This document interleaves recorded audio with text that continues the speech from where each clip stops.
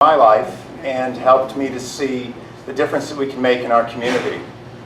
More than 10 years ago, I was a pastor at the chapel, and I was dealing with people who were coming to the church asking for help, and I always said, as a pastor, the most difficult cases were the ones where individuals had mental illness. I remember being in the emergency room at Akron City Hospital with a woman who was in crisis, but she was Chinese. And then you began down this layer on someone being foreign born who doesn't speak the language, so we sent for an interpreter for someone in crisis. And a Chinese interpreter showed up and they spoke Mandarin, but she spoke Cantonese. You can understand the layers and the difficulty. So I reached out for help, and the members of our church, Bob and Marilyn Henke, were very much involved in NAMI. And they took me to the first banquet. And I remember learning two very important, unforgettable things. The first was there was a classmate from my high school, a woman I graduated with a long time ago, and she was there. And I realized that she had been struggling with mental illness for a long time. But I saw the joy in the community that she felt connected to NAMI. And I saw the heroic way that she dealt with her illness. And I admired her.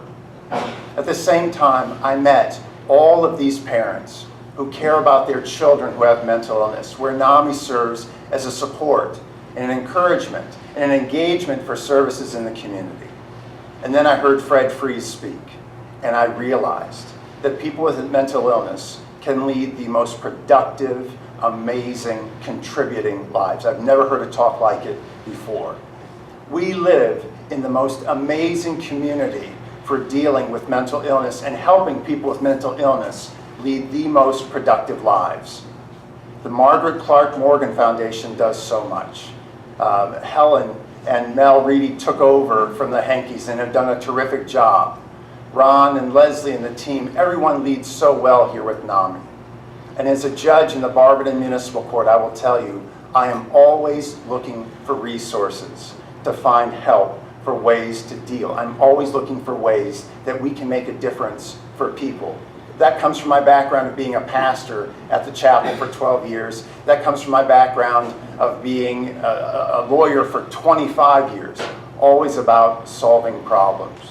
I was in the state legislature for a time, always worked with NAMI to try and help, especially for involuntary commitments for alcohol and drug treatment. The man asked the question earlier, is mental illness always a component of crime?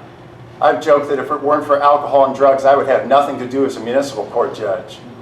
So it's alcohol and drugs. But when you put that component, those very addictive substances, with mental health issues, it becomes more and more difficult. And we need resources like the building we're sitting in tonight, community support services, to provide people with preloaded debit cards so people can't be abused for their money. We need the kinds of programs that we have. I say all of this to try to persuade you that as a judge at the Common Pleas Court level, which I was before as the probate court judge, but should I be elected again, I will always look to the community to help solve the problems that we face. I will always look for every resource to apply. I had a woman in front of me last Saturday being arraigned. She was deeply troubled.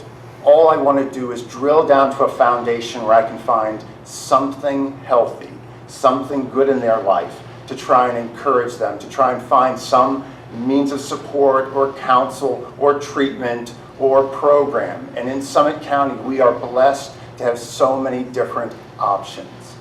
I'm so grateful that I'm here. I say all this to try to say I understand the importance of what we do together, and that I'm open to providing any kinds of means to connect with people in front of me to try to get them back on the path to productivity. And with that, I have a moment for questions. Yes? Thank you for that nice comment. One of the earlier speakers was lamenting the fact that we have seriously mentally ill folks in jails and prisons. And I think the national figures are about 10 times as many in jails and prisons as in hospitals. Is there anything as a judge and community leader that you think we could do about that situation? Fred, I think that, as some of the other candidates have said, I agree that it seems that jail's not, it doesn't even seem, we know that jail isn't the appropriate place for treatment. There needs to be crisis intervention and stabilization. And then we have good resources in the community that then provide that level of measured care. But it just seems to me, especially for some, when they're in deep crisis, the jail's not the appropriate place, having some form of a lockdown facility for initial treatment and stabilization would be something that would be good for our community. With that, thank you very much.